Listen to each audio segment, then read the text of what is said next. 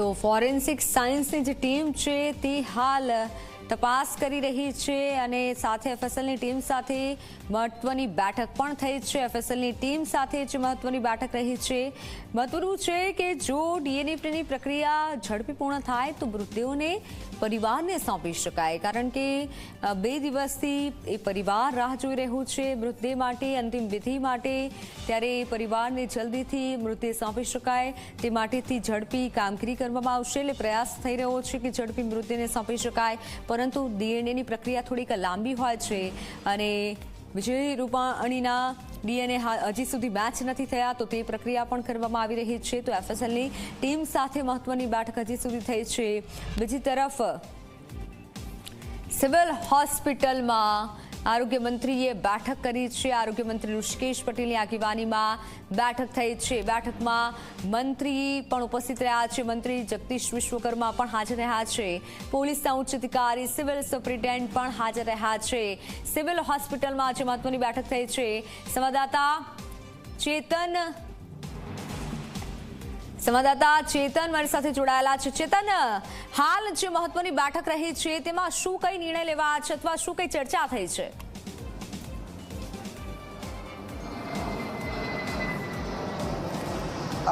જી બિલકુલથી, ખાસ કરીને મંત્રી ઋષિકેશ પટેલ અને જગદીશ વિશ્વકર્મા સાથે નવી સિવિલ હોસ્પિટલના જે સુપ્રિન્ટેન્ડન્ટ છે, જે અધિકારીઓ છે, તેમની સાથે એક મહત્વની બેઠકનું આયોજન હાથ ધરવામાં આવ્યું હતું, જેમાં ખાસ કરીને જે ડીએનએ ટેસ્ટ છે તે ડીએનએ ટેસ્ટ અંગે ચર્ચા વિચારણા કરવામાં આવી હતી। ખાસ કરીને 250થી વધુ જે મૃતદેહ છે તે મૃતદેહના ડીએનએ ટેસ્ટ અંગે જે ચર્ચા વિચારણા છે કર્યા બાદ ઋષિકેશ પટેલ અને મંત્રી જગદીશ વિશ્વકર્મા પોતે અહીં જે પીએમ રૂમ છે તે પીએમ રૂમ ખાતે પણ આવી પહોંચ્યા હતા, જ્યાં અલગ અલગ જે ટીમો છે તેમની સાથે ચર્ચા વિચારણા પણ કરવામાં આવી છે। મહત્વની વાત છે કે જે 250થી વધુ જે મૃતદેહ છે તેમાં ડીએનએ ટેસ્ટની કામગીરી ક્યાં સુધી પહોંચી છે અને ક્યાં સુધી જે પરિવારજનો છે તેમને મૃતદેહ આપી શકાય તે અંગે પણ ચર્ચા વિચારણા કરવામાં આવી છે। હાલ તો જે મંત્રીનો જે કાફલો છે તે રવાના થઈ ગયો છે, પરંતુ બીજી તરફ હું આપને દ્રશ્યો બતાવવાનો પ્રયાસ કરીશ, જે એક પછી એક જે મૃતદેહ છે તેને અહીં લાવવામાં આવી રહ્યો છે। હાલમાં થોડા સમય પહેલા જે ઘટના સ્થળ છે તે ઘટના સ્થળ ઉપર એક ઈજાગ્રસ્ત જે મહિલા મૃત અવસ્થામાં મળી આવી હતી અને 108 મારફતે તેમને અહીં પીએમ રૂમ ખાતે લાવવામાં આવ્યા છે। સાથોસાથ આપ જોઈ શકો છો અલગ અલગ જે ટીમો છે તે ટીમોની વહેંચણી પણ અહીં કરવામાં આવી છે અને તમામ જે એમ્બ્યુલન્સો છે તેમને સ્ટેન્ડ બાય રહેવાનો આદેશ આપી દેવામાં આવ્યો છે।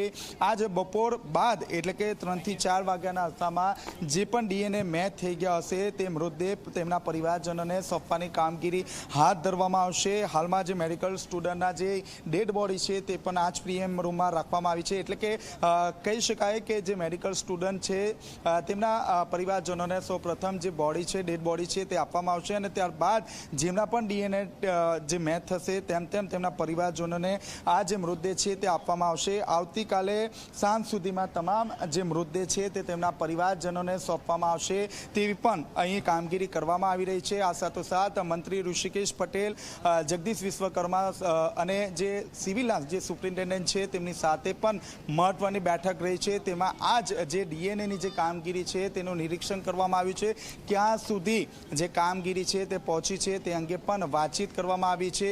આ ઉપરાંત વાત કરી શકાય જે મૃતદેહ છે તે મૃતદેહને અહીંથી નવી સિવિલ હોસ્પિટલથી તેમના વતન કઈ રીતે લઈ જવામાં આવશે તે અંગે તમામ જે રણનીતિ છે તે તૈયાર થઈ ચૂકી છે।